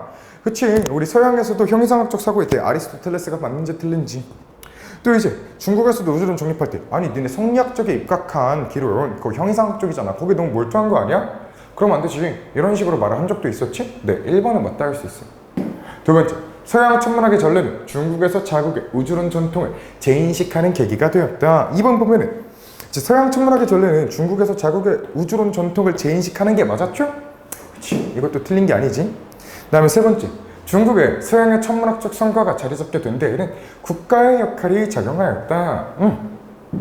우리 국가의 역할이 작용을 했죠. 왜? 공식 입장으로 채택한 것도 있었고, 또 이제 시연력을 공식적으로 사용한 것도 있었고, 이런 중국의 정부의 역할은 컸었어요. 그 다음에 네 번째, 중국에서는 18세기 자국의 고대 우주론을 긍정하는 입장이 주류가 되었다. 누구써? 왕석총과 매문정이 이제 중국 기원론, 서양 과학은 다 중국에서 기원되었어 라는 걸 주장을 했었고, 심지어 중국 정부는 그거를 공식 입장으로 채택했었죠. 그러니까 18세기의 주류라고 할 수 있겠지 충분히. 그 다음에 5번째, 서양에서는 중국과 달리 경험적 추론에 기초한 우주론이 제기되었다. 서양에서는 중국과 달리 경험적 추론, 중국에서는 경험적 추론 없었나? 여기 있잖아. 왕석총과 매문족은 과학의 영향을 받아 경험적 추론. 이런 말 있잖아요. 없지 않지. 달리가 아니에요. 우리 28번의 답은 5번이야. 어렵지 않죠? 그 다음 거 보면은 29번. 서양의 우주론에 대한 설명으로 가장 적절한 것은 무엇일까? 자, 1번부터 보면은요. 항성천구가 고정되어 있다고 보는 아리스토텔레스의 우주론은 천상계와 지상계를 대립시킨 형이상학을 토대로 한 것이었다 하는데 우리 항성천구가 고정되어 있었어? 아니지. 지구가 고정되어 있었지. 항성천구가 지구 주위를 도는 거였지. 아리스토텔레스의 입장은. 1번은 틀리고요. 2번째. 많은 수의 원을 써서 행성의 가시적 운동을 설명한 프톨레마이오스의 우주론은 프톨레마이오스, 그치. 우리 코페르니쿠스보다 훨씬 많은 수의 원을 썼어. 근데 얘가 단순성을 가졌어. 멀수록 공전주기가 길어진다는 걸 찾은 건 누구야? 우리 코페르니쿠스였지. 프톨레마이오스가 아니었죠. 2번도 아닌 거지. 이것도 틀려요. 3번째, 지구와 행성이 태양 주위를 공전한다는 코페르니쿠스의 우주론은 이전의 지구 중심설보다 단순할 뿐 아니라 아리스토텔레스의 형이상학과 양립이 가능한 것. 우리 이거 코페르니쿠스의 입장이 양립이 가능한 것은 아니었죠? 양립이 가능한 건 아니었잖아. 아리스토텔레스의 입장과 확실히 차이점이 있었지. 그래서 이 3번도 아니고요. 4번째, 지구가 우주 중심에 고정되어 있고 다른 행성을 거느린 태양이 지구 주위를 돈다는 브라이어의 우주론은 아리스토텔레스의 형 이상학에서 자유롭지 못한 것이었다. 우리 브라이어는 어떻게 했어? 그 코페르니쿠스의 입장을 굉장히 좋아했어. 수적으로 잘 맞았거든. 그렇다고 아리스토텔레스의 형 이상학에서 벗어나지 못했어. 왜? 그렇기 때문에 지구가 중심에 있고 그 다음에 태양이 그 주위를 돌면서 태양을 다른 행성이 도는 거다 라는 식으로 바꿔줬지. 이렇게 바꿔준 거는 아리스토텔레스의 형 이상학도 신경을 쓸 수밖에 없었다는 거겠죠. 자, 그래서 우리 29번에 4번은 맞다라고 할 수 있는 겁니다. 네. 그 다음에 5번. 태양 주위를 공전하는 행성의 운동 법칙들을 관측치로부터 수립한 케플러의 우주론 신플라톤주의에서 경험주의적 근거를 찾은 것이었다. 우리 여기 관측치로부터 수립한 케플러의 우주론 신플라톤주의에서 경험주의적 근거를 찾았다. 우리 경험주의적 근거는 브라이어부터 찾았다라는 말이 있었지. 여기서 보면은 그는 경험주의자였기 때문에 브라이어의 천체 관측지를 활용하였다 이런 말이 있잖아. 그렇기 때문에 29번의 답은 4번이다 라고 할 수 있겠죠?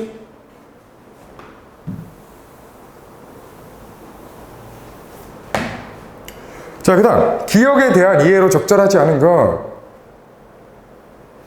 한번 보자면은요. 자, 중국에서 서양과학을 수용한 학자들은 자국의 지적유산에 서양과학을 접목하려 하였다. 자, 일단 기억에 먼저 보면은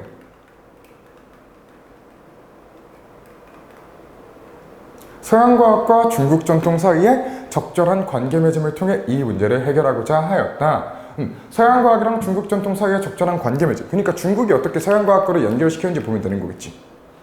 자, 여기서 보면은 중국에서 서양과학을 수용한 학자들은 자국의 지적유산에 서양과학을 접목하려 하였다. 자, 우리 중국에서 서양과학을 수용한 학자들은 자국의 지적유산에 서양과학을 접목하려 했다. 이거를 보면은요. 그치. 아, 잠깐만.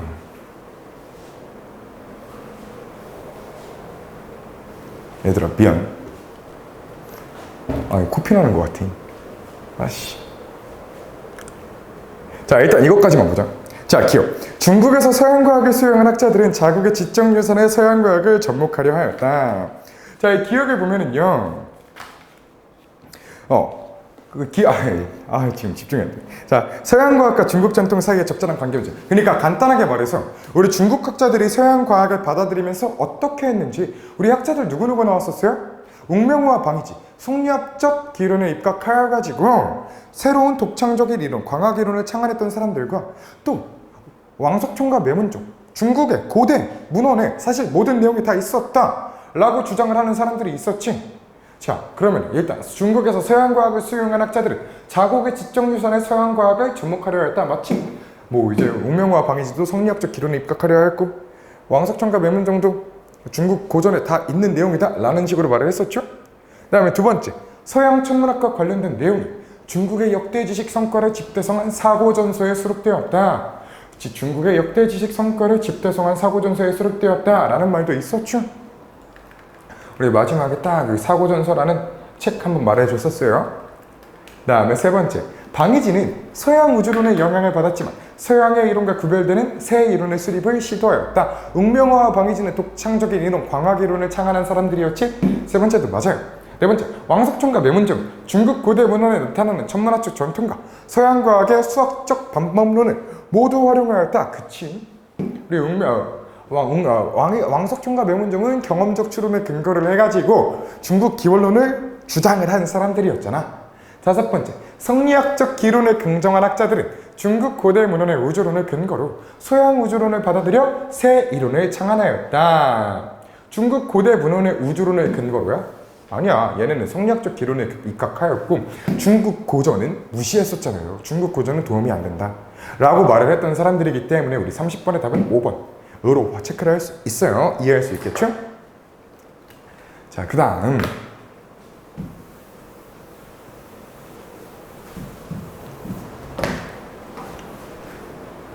이거는 진짜 많이 어렵긴 해. 이거는 진짜 많이 어려운데 우리 한번 같이 이해해보자. 그래도 최대한 이해 한번 해볼게요. 자, 이거를 한번 같이 보면은 이걸 먼저 봐야 돼요. 일단 자, 17세기 후반에 뉴턴은 태양 중심설을 역학적으로 정당화하였다. 그는 만류인력 가설로부터 케플러의 행성운동 법칙들을 성공적으로 연역했다. 이때 가정된 만류인력은 두 질점의 개념은 맨 끝에 나와 있는데요. 자, 여기서 보면은 크기가 없고 질량이 모여있다고 보는 이론상의 물체라 그랬어. 그러니까 내 몸 안에 점 하나가 있는 거야. 내 몸 안에 점 하나가 있고 그 점이 내 모든 몸무게 80kg를 다 담고 있다 생각해봐요. 이거 어떤 형태가 있는 건 아닌데 그냥 일단 가상으로 한번 가정을 해보자는 거지. 어떤 질점의 개념이 있대. 그 물체 전체의 무게를 담은 점 하나가 있다고 가정을 해볼게요. 자, 그러니까 만류인력은 두 질점이 서로 당기는 힘으로 그 크기는 두 질점의 질량의 곱에 비례하고 거리의 제곱에 반비례한다. 자, 일단 이렇게 두 개의 대상이 있다고 생각을 해봐. 여기에 무게를 담은 질점이 있어. 그치? 그럼 만류인력은 어떻게 구할 수 있어요? 이 두 개의 질량을 곱하고 거리의 제곱에 반비례한다 그랬지. 뭐 질량을 M1 질량을 M2로 놓고 거리는 한 R로 체크를 해보면은 만류인력은 어떻게 돼? M1 곱하기 M2의 R 제곱이다 라고 파악을 할 수 있겠죠? 뭐 이런 식을 한번 세워보긴 했는데 괜히 좀 더 같이 보자. 자, 지구를 포함하는 천체들이 밀도가 균질하거나 구대칭을 이루는 구라면 천체가 그 천체 밖 어떤 질점을 당기는 만류인력은 그 천체를 잘게 나눈 부피 요소들 각각이 그 천체 밖 어떤 질점을 당기는 만류인력을 모두 더하여 구할 수 있다. 자, 이 부분을 이해했어야 돼. 이게 되게 중요한 부분이었어요. 자, 이게 뭔 소린지 보자. 만약에 천체가 그 천체 밖 어떤 질점을 당기는 만류인력은 그 천체를 잘게 나눈 부피 요소들 각각이 그 천체 밖 어떤 질점을 당기는 만류인력을 모두 더하여 구할 수 있다. 이게 뭔지 한번 이해를 해보자. 자, 다시. 자, 우리 아까 두 개의 대상이 있지. 이렇게 두 개의 대상이 있어. 얘네들의 만류인력 어떻게 구했죠? 얘네들의 질량 곱하기 얘네 질량들은 곱해. 그 다음에 거리의 제곱으로 나눠주는 거였지. 여기까지는 할 수 있어. 그냥 뭐 거리를 빼보자. 일단 거리는 신경 쓰지 마. 그냥 두 개의 만류인력 구하려면 일단 질량의 곱이라고 생각을 해볼게요. 두 개는 이제 질량의 곱인데 여기서 말할 때 자, 만약에 천체가 그 천체가 어떤 질점을 당기는 만류인력은 그 천체를 잘게 나눈 부피 요소들 각각이 그 천체가 어떤 질점을 당기는 만류인력을 모두 더하여 구할 수 있대. 우리 이렇게 생각해 볼게요. 자, 얘는 20의 질량을 가지고 있고 얘도 20의 질량을 가지고 있어. 자, 일단 그럼 단순하게 질량을 가지고 만류인력을 구해보면 둘의 만류인력은 400이라고 할 수 있겠죠. 뭐 거리는 그냥 1, 2라고 쳐보자. 1의 제곱은 1이니까 거리는 1이라고 치고 얘네들은 지금 질량의 곱을 통해서 만류인력을 구할 수 있으니까 400이라고 체크할 수 있는 거 맞아요? 여기까지 이해가죠? 자, 근데 똑같이 해보는데 이번에 얘를 되게 잘게 나누는 거야.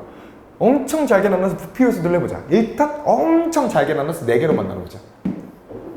엄청 잘게 나눠서 4개로 나눴다고 생각을 해볼게요. 자, 그럼 얘는 기본적인 질량이 20이었잖아. 그럼 완전 잘게 나눠서 딱 4등분으로 했어.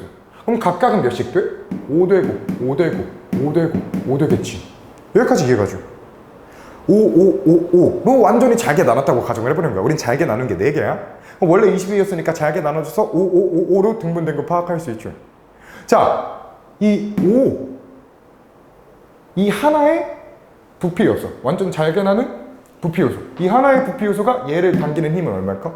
똑같이 질량의 곱이니까 5 곱하기 20, 100이겠지. 얘는 5 곱하기 20, 100이겠지. 얘는 5 곱하기 20, 100이겠지. 얘는 5 곱하기 20, 100이겠지. 다 더하면 똑같이 400이 된다는 거야. 그냥 되게 단순한 말 해준 거야, 사실. 그냥 얘랑 얘를 곱하든가, 얘를 나눠서 얘를 곱하든가, 얘를 나눈 것들 하나 곱해가지고 더하든가 똑같이 될 수밖에 없는 거지. 그거 말해주고 있는 거예요. 전체가 그 전체와 어떤 질점을 당기는 만류인력은 그 전체를 잘게 나눈 부피 요소들이 각각이 그 전체와 어떤 질점을 당기는 만류인력을 모두 더하여 구할 수 있다. 또한 여기에서 지구보다 질량이 큰 태양과 지구가 서로 당기는 만류인력을 서로 같음을 증명할 수 있다. 우리 지구가의 질량이 10이라고 보고 태양의 질량이 100이라고 봐봐.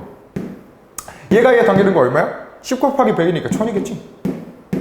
얘를 잘게 나눠서 한 5등분 해볼까? 1, 2, 3, 4, 5.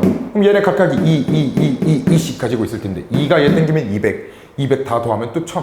뭐 이런 식으로 했을 때 얘랑 얘가 당기는 거는 서로 그냥 같은 물체니까 두 개의 대상이 얘가 얘를 당기든 얘가 얘를 당기든 만류인력이라는 거는 얘의 질량으로 곱하는 거기 때문에 서로 같을 수밖에 없다는 거야. 뭐 잘게 나눠서 봐도 얘가 얘 당기고 얘가 얘 당기고 얘가 얘 당기고 얘가 얘 당기고 얘가 얘 당기고 하는 거 더하면 똑같이 또 1000 나오겠지.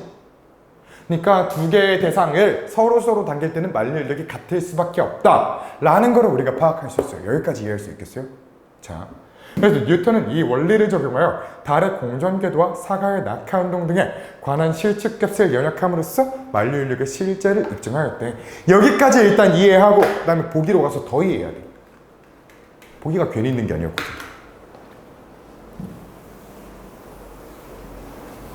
자, 이번엔 좀 더 어려워 보인다? 봐봐. 자, 구는 무한히 작은 부피 요소들로 이루어져 있다. 그 부피 요소들이 빈틈없이 한 겹으로 배열되어 구껍질을 이루고 그런 구껍질들이 구의 중심 O 주위의 반지름을 달리하며 양파처럼 겹겹이 쌓여 구를 이룬다. 일단 여기 중심이 있는 거야. 이 중심을 기준으로 이렇게 양파들처럼 구껍질을 쌓아가지고 하나의 구를 이룬다는 거죠. 원래 되게 촘촘해야 되지만 이런 식으로 그려볼게요. 자, 이때 부피 요소는 그것의 부피와 밀도를 곱한 값을 질량으로 갖는 질점으로 볼 수 있대.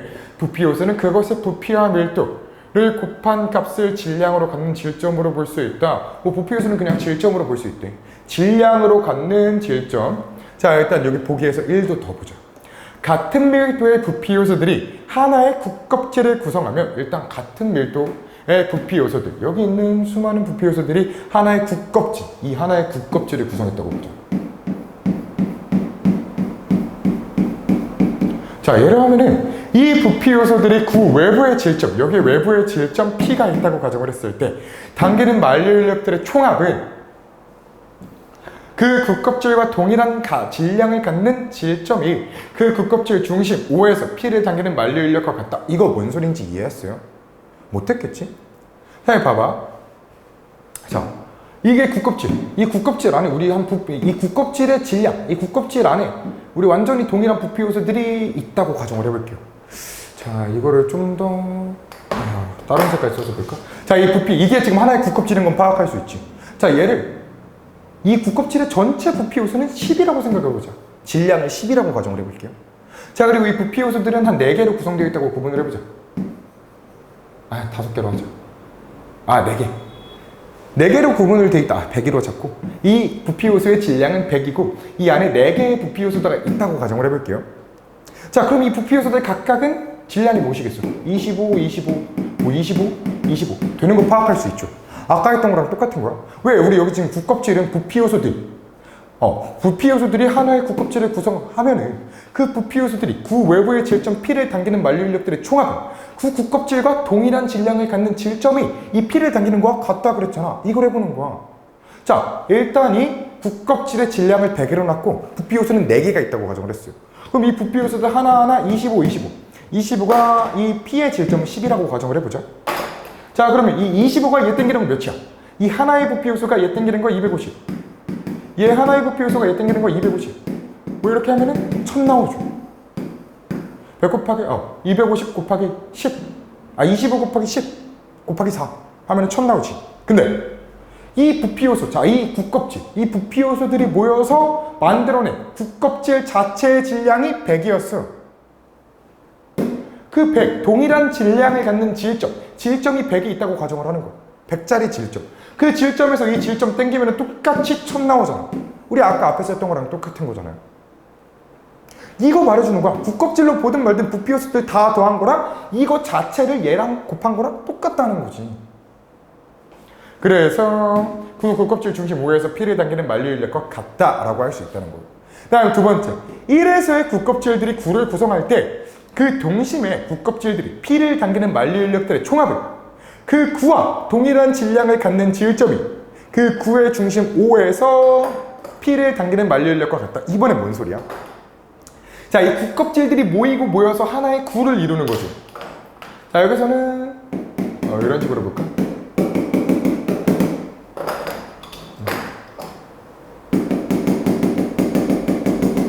자, 이 세 개의 국껍질들이 모여서 하나의 9를 이뤘다고 보는 거야. 이 세 개의 국껍질들, 지금 여기 노란색 국껍질, 파란색 국껍질, 빨간색 국껍질 있죠? 이 세 개의 국껍질들이 모여서 하나의 9를 이뤘다고 보자.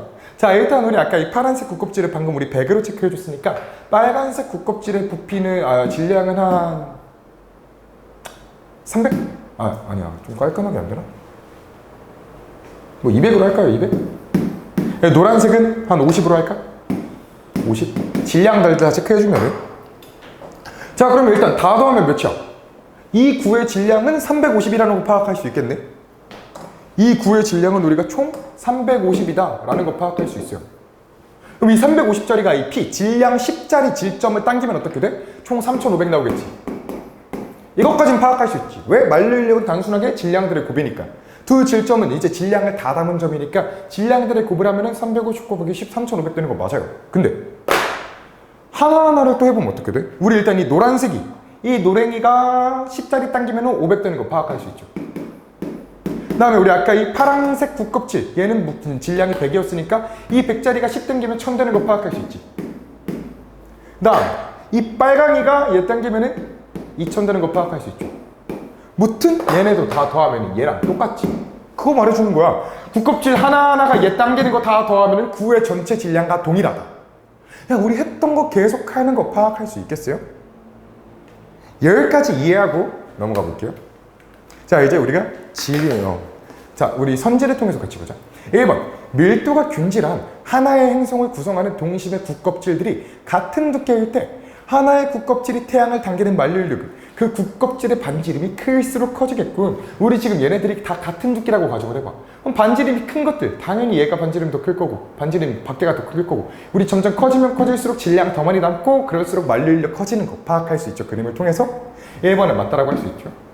두 번째, 태양의 중심에 있는 질량이 스몰 m인 질점이 지구 전체를 당기는 만류인력은 지구의 중심에 있는 질량이 스몰 m인 질점이 태양 전체를 당기는 만류인력과 크기가 같겠군. 자, 이거 이해 한번 해보자. 자, 여기까지 보일까? 일단 이거 한번 지워볼게요.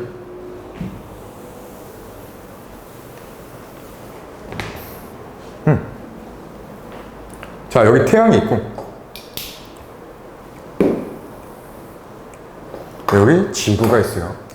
태양이 있고 여기 지구가 있어요.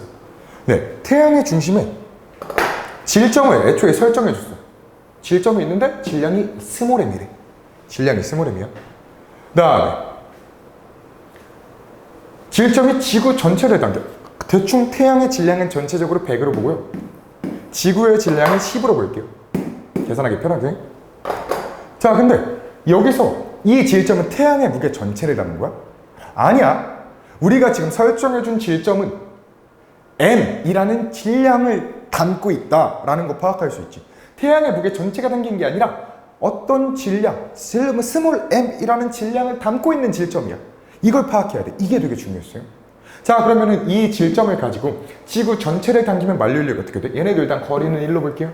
그러면 뭐 1제곱분에다가 m 곱하기 10 되는 거 파악할 수 있지. 우리 아까 질량의 곱이 만류인력이었으니까.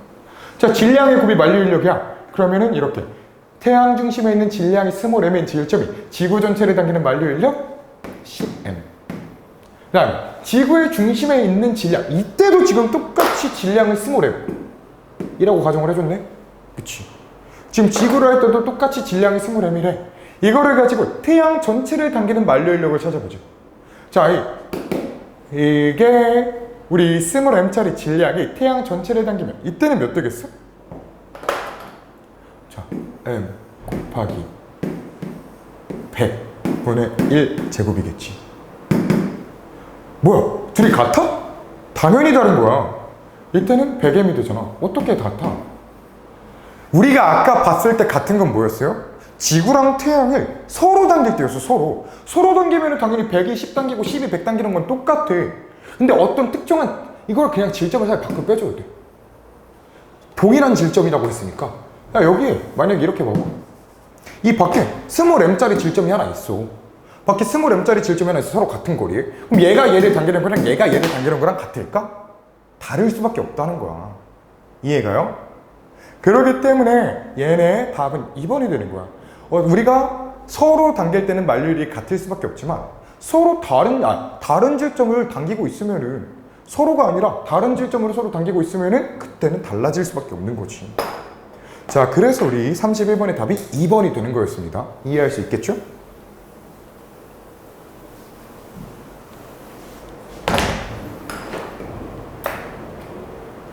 자, 그 다음 세 번째 보면은요, 질량인 라지 m인 지구와 질량인 스몰 m인 달은 둘의 중심 사이의 거리만큼 떨어져 있으면서 R이라고 잡아보면은 R 제곱위에다 질량이 라지 m 곱하기 스몰 m, 이 만류인력이랑 똑같겠지? 야, 이거 이렇게 나오면 이거랑 똑같은 거잖아. 3번은 맞아요. 네 번째, 태양을 구성하는 하나의 부피요소와 지구 사이에 작용하는 만류인력은 지구를 구성하는 모든 부피요소들과 태양의 그 부피요소 사이에 작용하는 만류인력들을 모두 더하면 구해지겠군. 태양을 구성하는 하나의 부피요소와 지구 사이에 작용하는 만류인력을 지구를 구성하는 모든 부피요소와, 그러니까 이건 또 뭔 소리야? 이번에 똑같이 태양을 봐, 지구를 봐. 아까 했던 것처럼 할까요? 100, 10. 네, 태양을 구성하는 하나의 부피요소가 있대. 우린 잘게 나눠서 4개로 나누고 하나의 부피요소 25로 볼게요. 자, 얘랑 얘 사이에 작용하는 만류인력 몇이야? 250이겠지. 얘는 지구를 구성하는 모든 부피요소들과 태양의 그 부피요소 사이에 작용하는, 그러니까 얘를 또 지구를 구성하는 모든 부피요소들, 얘를 또 잘게 나눠서 한 5개로 나눴다 해봐. 1, 2, 3, 4, 5. 그럼 각각이 2겠지. 얘가 당기면 50, 얘가 당기면 50, 50 곱하기 5, 500, 250. 그치. 그럼 또 똑같은 거 그냥 하던 거 계속 한 거예요. 우리 4번도 맞다라고 할 수 있어요. 그 다음 5번도 한번 보면은요, 자, 중심이 반지름이 R, 질량이 라지 m인 지구래. 자, 지구를 그려주는데 반지름이 R. 자, 반지름이 R, 그리고 질량은 라지 M. 인 지구와 지구 표면에서 높이 h의 중심이 있는, 자, 여기서 높이 h, 이게 h야. h의 중심이 있대. 중심이 있는 질량이 스몰 m인 구슬. 질량인 스몰 m인, 아이고. 자, 이렇게 중심이 있는 질량이 스몰 m인 구슬. 이렇게 구슬이 있다. 이때 질량은 스몰 m. 이렇게 있다고 가정을 하면은요, 이때 구슬 사이의 만류인력은 R 플러스 H의 거리만큼 떨어져 있으면서 이것도 지금 우리가 구해보면 어떻게 돼? R 더하기 H가 중심, 서로 질점을 여기다 상정을 해줬으면 중심의 점이 있는 거라 그랬으니까 질점 상정해주면 우리 R 플러스 H 제곱분의 M 곱하기 M 되는 거 맞죠? 그냥 이거랑 똑같은 거지? 밑에서 나올 식이랑 똑같다 라고 할 수 있어요. 그래서 우리 31번의 답은 5번이다 라고 할 수 있습니다. 여기까지 이해 갔어요? 자, 우리 그러면은 딱 오늘은 여기까지 보고 나머지는 뒤에 같이 한번 더 볼게요. 이렇게 하고 일단 마무리 지을게요. 여기까지는 꼭 이해해봐야 돼. 알았지?